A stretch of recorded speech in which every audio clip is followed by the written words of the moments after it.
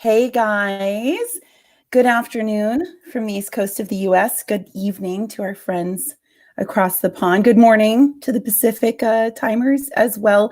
I am not Kylie Carlson, in case you couldn't pick up by the lack of accent here. I am Megan Ely. I'm a longtime colleague. I work with Kylie on a number of initiatives. Many of you have probably heard me for helping with the Wedding Business Magazine initiative, the Wedding Trend Report each year. Kylie's had a little bit of a blip in her Wi-Fi, which is probably the only downside to living in the French countryside, the rural areas of France. Other than that, it's bliss, but the Wi-Fi occasionally. So I offered to step in to talk to my dear friend and colleague, Christie Osborne of Mountainside Media, who really, when everything started to go a little crazy in the last couple of weeks as we head into the coronavirus, which Christie, if you're okay, I'm just going to keep calling it coronavirus. I know it's got two names. But, hey guys, thanks for jumping in. Go ahead and add comments. But Christie is one of the first people I thought of earlier. You may have caught that I had interviewed Michelle Loretta of Sage Wedding Pros. I'm sure Christie can agree. Michelle was probably the first one because she's our money lady. So we think of her first. And then Christie Osborne's right after that. And the thought is, what am I doing in social media? How does this all come together? Let's talk content and what have you. So Christie, you are extremely unique because of your certifications too. So can you just do a brief introduction and go ahead and throw in how you're connected to the FEMA certification, because it really does add relevancy to our talk today. Yeah, sure. So I'm Christie Osborne from Mountainside Media. And before last week, I thought that I was an analyst. So I made a name for myself doing Google Analytics and database marketing. But before I was working in the wedding industry, I was in the travel and tourism industry in California. And I don't know how many of you remember, but about 5 years ago, California faced some back-to-back catastrophic droughts year over year, which not only did I have to market a ski area with no snow on it, which was challenging in and of itself, but I also dealt with some of the catastrophic wildfires, not necessarily flames threatening my town, but there's a lot of smoke that rolled in and there were health issues. And about 2 years into this, my boss, who was my favorite boss ever, John Erdy, recommended that I get a certification in social media emergency management from FEMA. It was a 3-day course. It was live and local, and there was a test at the end. And so I became certified by FEMA, the Federal Emergency Management Association in the US, to handle social media channels in an emergency. And I ended up serving on my local PIO, the Public Information Office. And when we would run tabletop scenarios, or we actually had a real situation with smoke and fire, I was the person that sat with the PIO listening on social media and letting them know what information was needed, and then passing information back to social media audiences that was relevant and kept people safe. So that's my certification. And boy, may I say, does that come in handy right now for you, right? With everything going on, I'm sure that that's certainly, having that background has come in handy. So let's get started with some questions. And guys, anyone in the audience listening, you're welcome to go ahead and comment. We'll see what we can get to in the next 25 minutes or so. So question, let's ask the basics. Should we even be posting on social media right now? Yeah. Yes. What else are we going to do? No, I'm just kidding.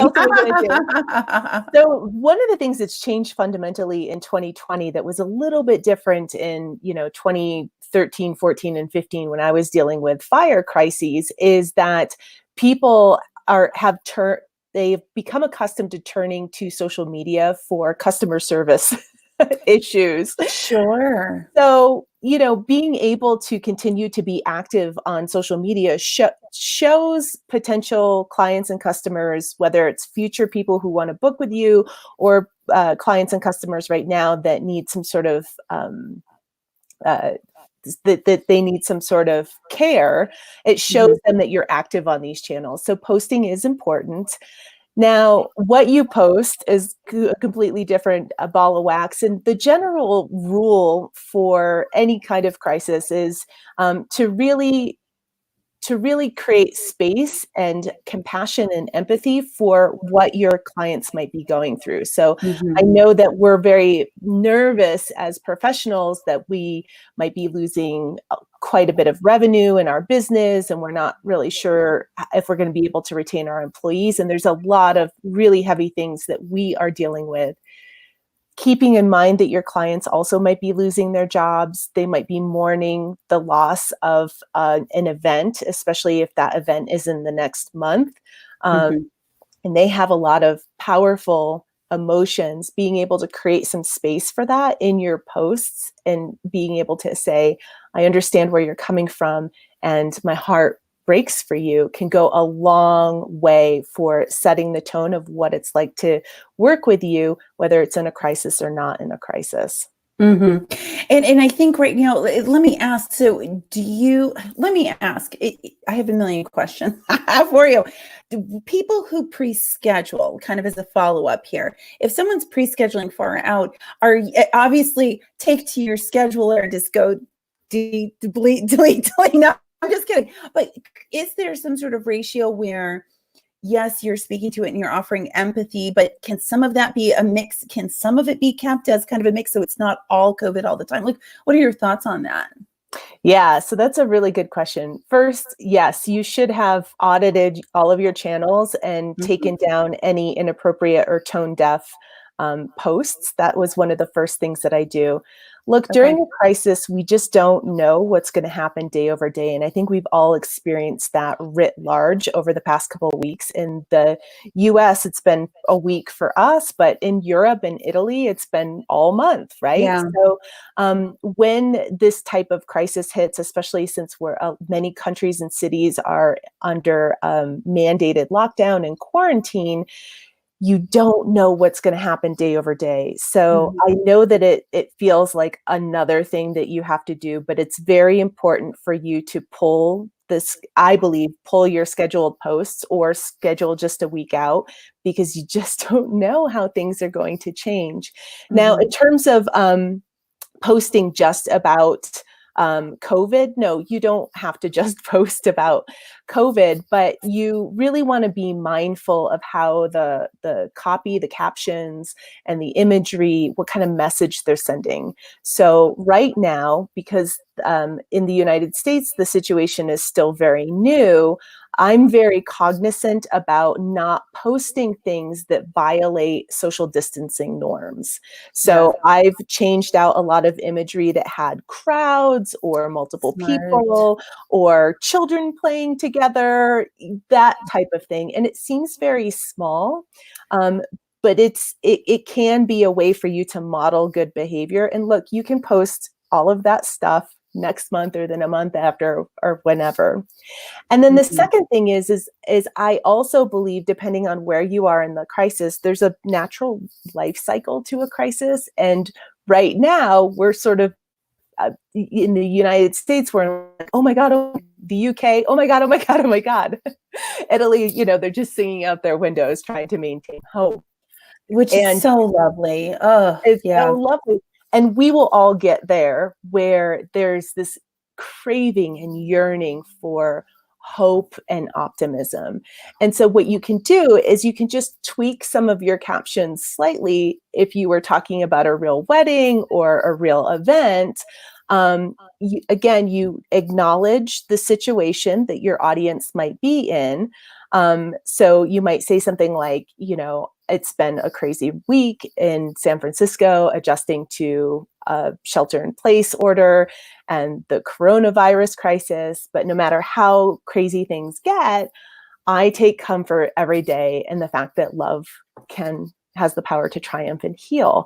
That's why I'm thinking about Jamie and Jesse's wedding. And that's what brought me such comfort. And then you can tell the story about Jamie and Jesse. So you're still talking about the wedding and Jamie and Jesse, but you're contextualizing it into the current situation so that you are recognizing it makes sense. And you're recognizing it. So that's how I'm saying, like, listen, no, it doesn't have to be like COVID-19 all the time, but we're still in a situation in many cities and many countries where it should be acknowledged. Otherwise, you sound tone deaf. No, that makes sense. And you actually answered in part. Then my next question was going to be on the minds of this audience, right? It's real wedding features. Whether they got published and you're sharing that news, because things are still being published as a publicist, like we're getting published dates all the time, and then, but there's also the ones that you've worked on, you want to share. So tell me a little bit more. You're saying those can still go out, but they have to have it from a different context. Am I hearing that correctly?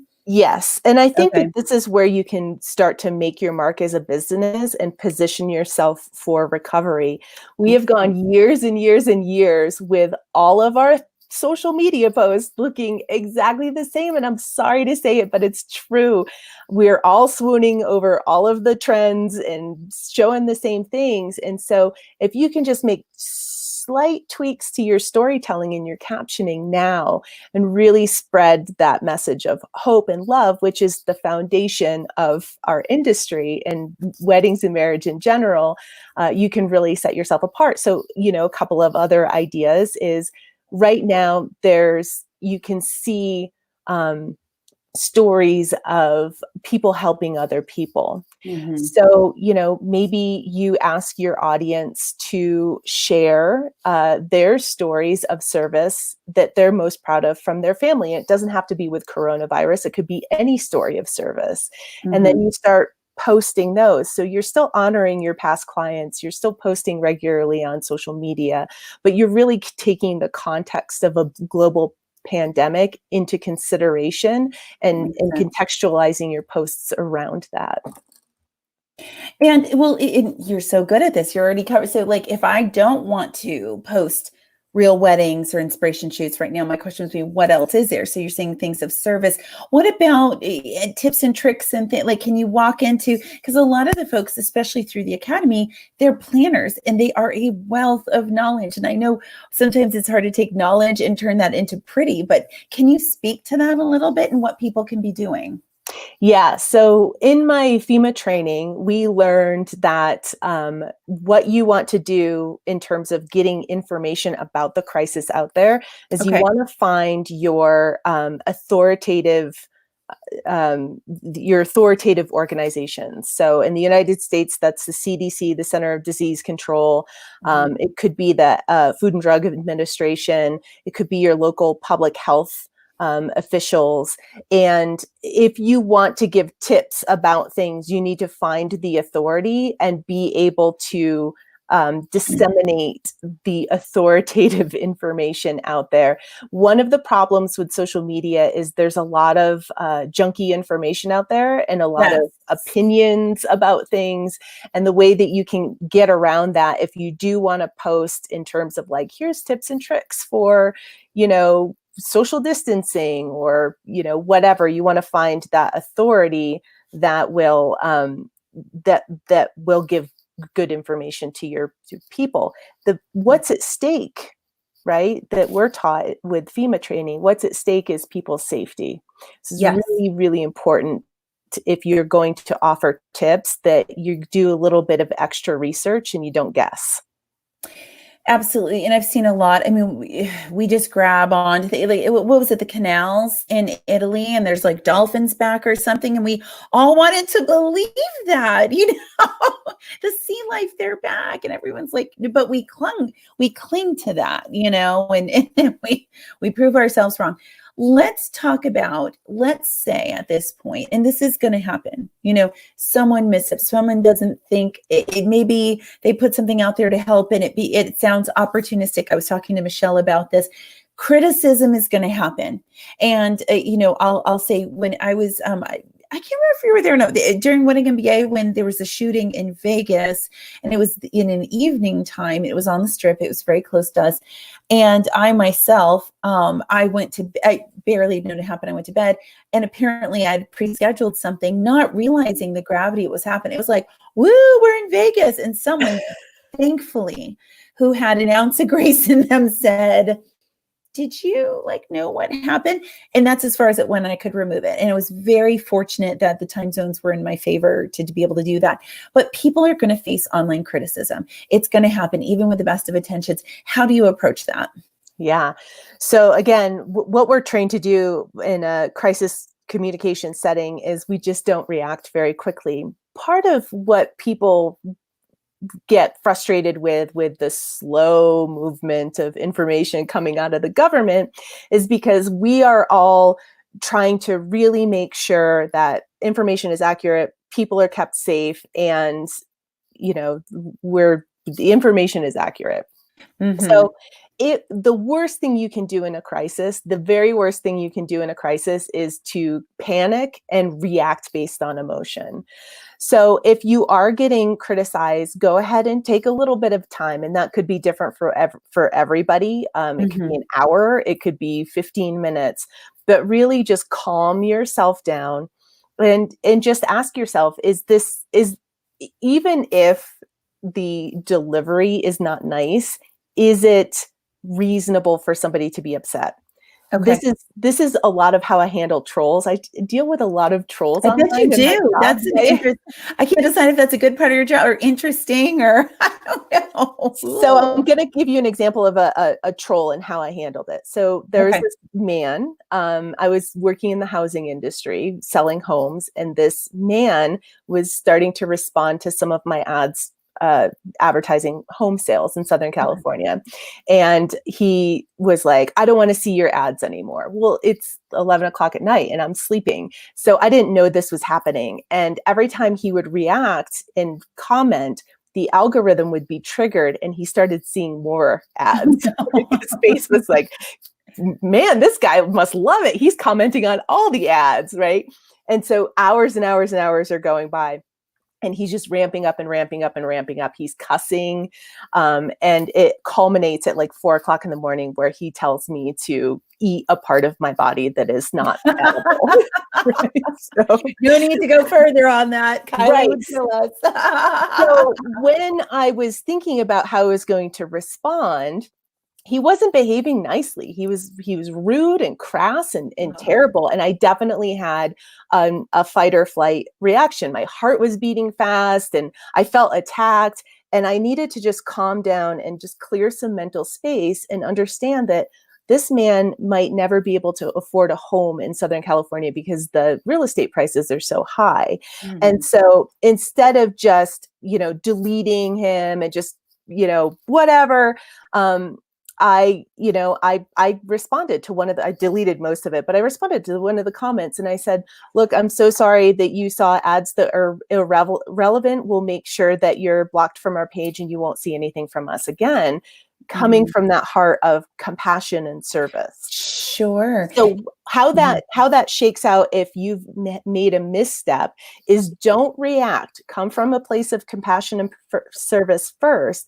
And what you'll probably see is you'll see a landscape of where you might have made a misstep, and you will see an opportunity to make a very heartfelt apology. We've all seen businesses and corporations that issue a lawyer written apology that's a non-apology. The best thing that you can do is just actually apologize for your poor behavior and say that you won't do it again.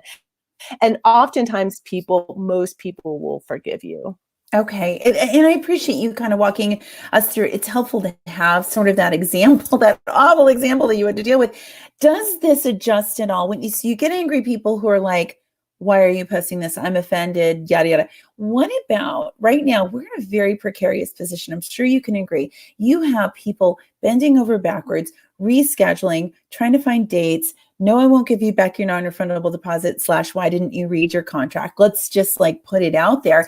There are going to be times where literally engaged couples have to walk away losing money. It's kind of like me looking at American Airlines right now, losing money for some of these flights coming up.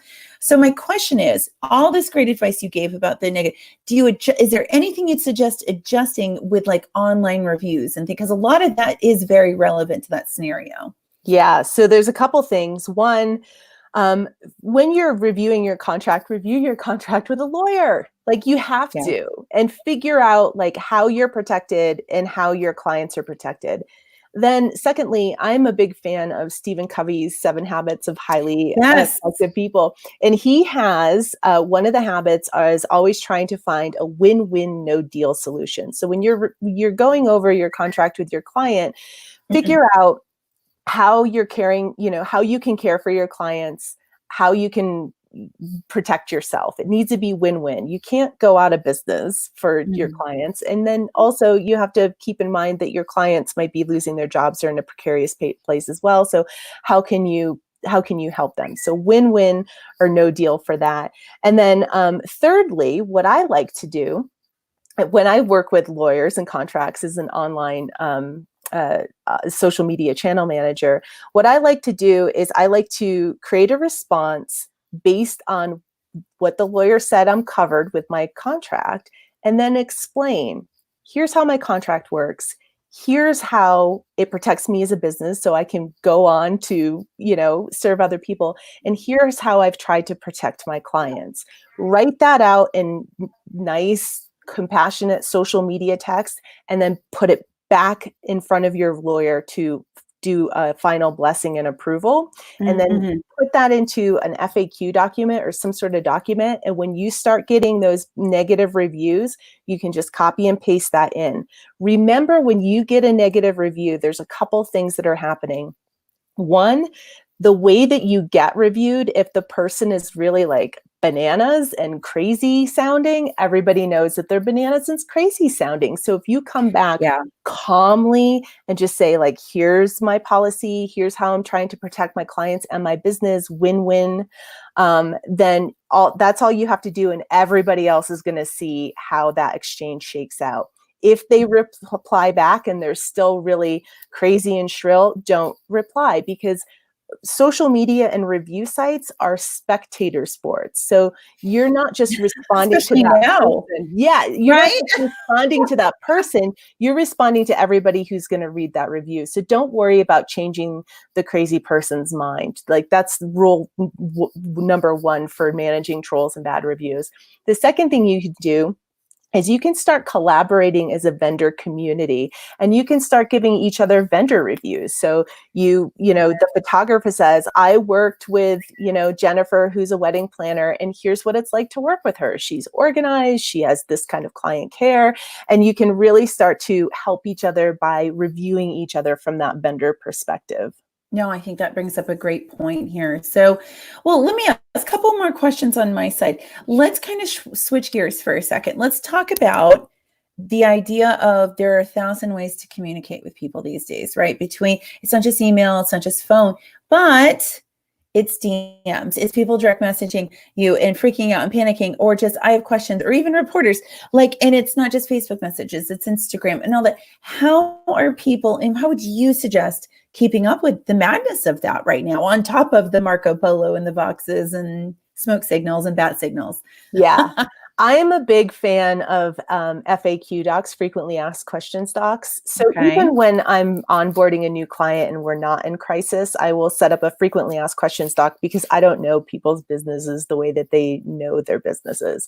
The FAQ document becomes especially important in a crisis situation, because you want to stay very consistent in your messaging and very clear in your messaging.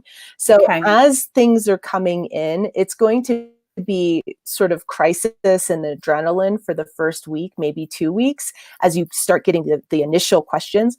But every time you go to answer something, put it into like a Google Doc with frequently asked questions. If it has to do with policies or contracts, make sure that your lawyer takes a look at it and protects you from saying stupid things on the internet. Once it's blessed, then what you can do is you can start to put that on your website. It can be public, or it can be just a private page that Google isn't indexing, but it's live. Facebook has an FAQ feature that you can use, but whatever you do, I didn't know that. You can just refer them to the FAQs and say, listen, I'm super busy, I'm getting inundated with emails. You can put it in as an email autoresponder. You can put it as a Facebook message autoresponder. And basically you say, listen, I'm getting inundated with emails. Here's a link to my webpage about my frequently asked questions. If your question wasn't answered, feel free to message me back or email me back, and here's my response time. So if it's 24 hours, 48 hours, however long it is. But oftentimes in 2020, people want self-service anyway. So you're really complying to best practices in social media and customer service in 2020 by letting them self-serve off of a FAQ document. No, that makes sense. Thank you. I was just chatting with a client this morning about an FAQ where some of the questions made sense for kind of a private FAQ for her clients versus an FAQ that can be released to anticipate the needs of prospects coming in. Speaking of prospects, let's end on a positive note. I had Michelle do the same because we both agree that there's going to be life on the other side of this. It's going to be different. But let's talk about recovery because we will be recovering, right? My favorite part. Yeah, let's talk about, we're going to keep you busy, girl, for next how many months it takes. Let's talk about recovery. How can we position ourselves as wedding professionals to recover with your expertise in mind? Yeah. So one of the things that happened to me in the travel industry is my town declared bankruptcy. We had to pay $2 million a year as a structured settlement. And there was one entity in town that had exactly $2 million a year in a budget, and that was tourism. There was another entity that seemed quote unquote bloated to the community, and that was the police station. So unfortunately for the police station, they're not marketers and they're not researchers. So my team and I hit the books researching to see what would happen to a town, what models were out there that would happen to a town that stopped marketing. And what we found was the news wasn't good. Every single community or state or nation that stopped marketing during an economic crisis never fully recovered. So all of that is to say is it really feels like you need to shut down your marketing and shut everything down. But the way that you can position yourself for recovery right now is to do a very specific thing in marketing that will set you up for recovery. Okay. First, you want to make sure that the Facebook, Instagram pixel is installed on your website. If you haven't done that and you need help with that, I will make a video. I'll put it in the Facebook group, and you can go ahead and do that. What this will allow you to do is it will allow you to drive traffic to your website where those people will be pixeled. The pixel lasts for 6 whole months. Once you start getting some inkling of recovery, you can start to remarket to all the people who have visited your website with some of that more sales messaging or book your event messaging. The second thing that you want to do is take really useful content and put it on a web page or a blog article on your website, post it onto social media, and start spending $1 a day on Facebook or Instagram ads, just driving traffic, or if you can't drive traffic, just going after reach. These are some of the cheapest ads that you can buy. And as people are pulling their money out of Facebook, inventory is freeing up a little bit. So if you just take $30 for the next month, right? And you just drive traffic to your site, just drive traffic to really valuable content that people are going to want to view and it's very useful for their situation, then you will essentially have built up an audience that you can start to advertise to and market to and retarget when we start to see signs of recovery.